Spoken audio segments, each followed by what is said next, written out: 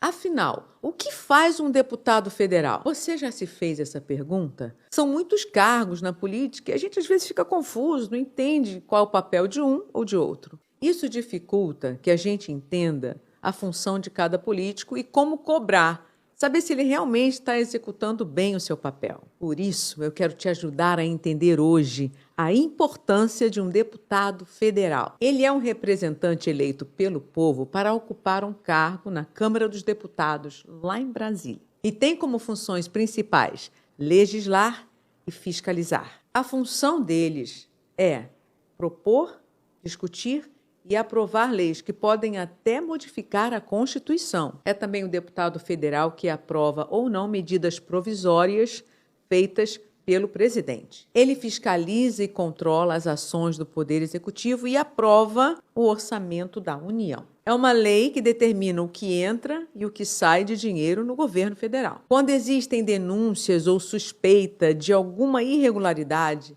o deputado federal pode pedir uma CPI. O que é CPI? Comissão Parlamentar de Inquérito para investigar uma situação específica. Só o deputado federal pode autorizar um impeachment do presidente ou do vice-presidente. Você sabia que nós temos 513 deputados federais na Câmara dos Deputados e no estado do Rio de Janeiro são 46? Eles exercem esse cargo por 4 anos até as próximas eleições. Então, resumindo, o deputado federal é de extrema importância para a política brasileira. Responsável por boa parte de leis que regem a nossa vida e a fiscalização do Poder Executivo. As leis que vão reger a nossa vida, resumindo, são definidas pelos deputados federais.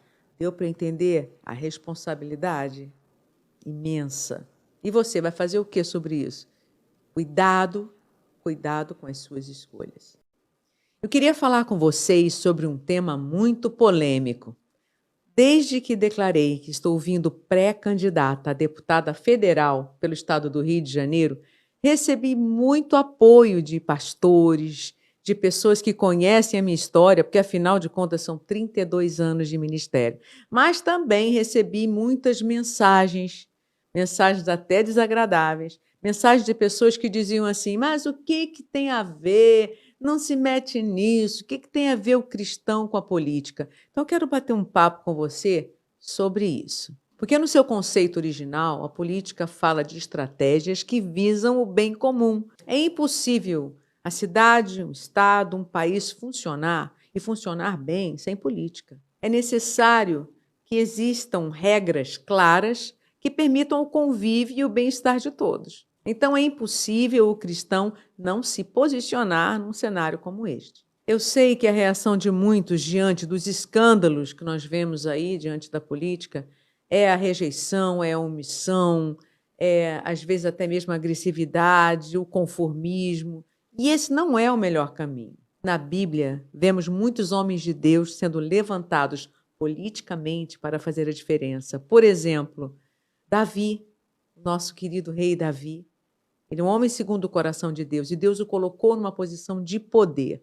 José, no Egito, estava abaixo apenas de Faraó. Ele governava com temor e tremor diante de Deus, e por causa dele, a posição dele ali, toda uma nação não morreu de fome. Lembra de Esther?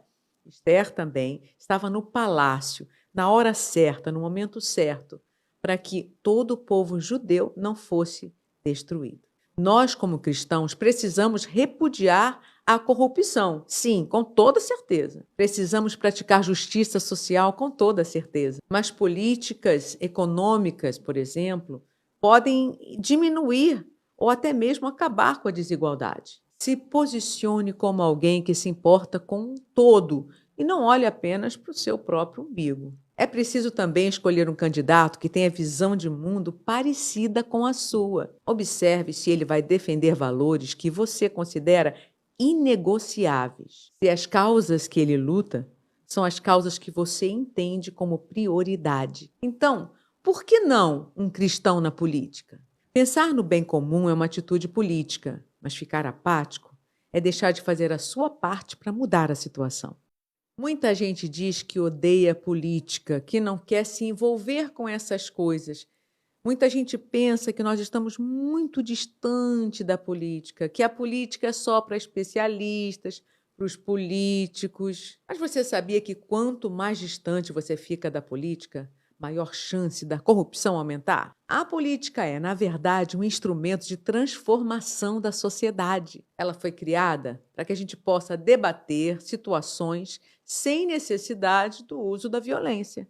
Através dela, foram estabelecidos leis, regras e normas, e estabelecido também direitos e deveres que vão reger uma sociedade, as nossas ações. Por exemplo, ela que vai definir se há ou não oportunidade de educação para todos. E a partir disso, uns podem ter mais dificuldades para atingir seus objetivos do que outros. Importante também é a política que vai ajudar no alcance do primeiro emprego, por exemplo, dessa nova geração que está se formando agora. Imagina quantos jovens teremos desempregados e sem qualificação, sem o apoio nenhum para eles conseguirem o primeiro emprego.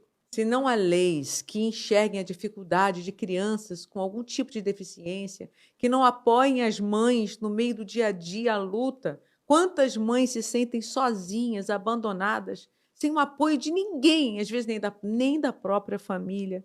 Se as leis não derem o suporte, se o Estado não chegar junto para ajudar essas famílias, imagina a dificuldade, gente. Enfim, a política vai definir temas como saúde, mobilidade, economia, educação e todos os temas que regem a vida do ser humano, de uma nação, gente. Por isso, seu entendimento e a sua participação são essenciais. Não seja mais essa pessoa que acha que não precisa entender de política, que não quer participar dela. Você sabia que quando você decide não participar, você também está agindo politicamente e concordando que as coisas que você não gosta permaneçam do jeito que estão?